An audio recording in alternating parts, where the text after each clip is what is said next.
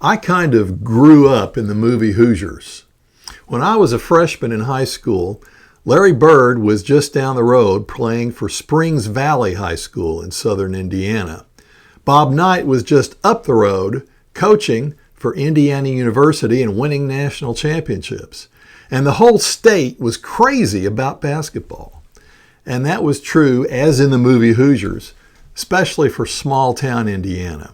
A lot of times, small communities in Indiana would almost take their identity from their high school basketball teams. And that's portrayed in the movie Hoosiers, and I can tell you it was really true growing up in the 1970s back in southern Indiana. I played basketball myself, and I played for a very small town school. We had trouble, like they did in the movie Hoosiers, playing those larger schools who had so much more resources than we did. Usually they were more athletic, often taller, stronger than we were, and with a lot more of players to choose from, a lot more talent to choose from. And it made it a challenge for us small schools. Because of that, our coaches would often emphasize and pound into our heads the fundamentals of the game, rebounding, defense, and the fundamentals of shooting as well. They would tell us, you don't just throw the ball up toward the goal somewhere.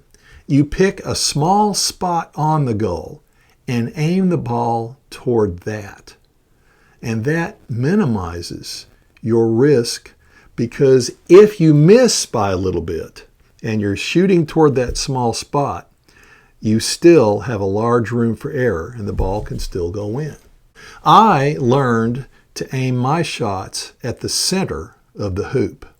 And I found that if I went toward the center of the hoop every time I shot the ball, even if I made a mistake and didn't shoot as accurately as I'd hoped, the ball still had a lot of chance of going in the hoop. Well, I found that there's a lot of truth to this spiritually as well.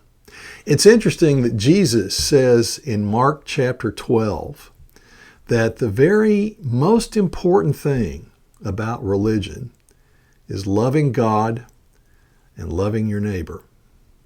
In fact, Jesus says and agrees with a scribe who he's discussing this with, and agrees that this is more important than all the whole burnt offerings and sacrifices. And by that, they mean all the other stuff that have their place in religion, but aren't on par with love, unconditional love.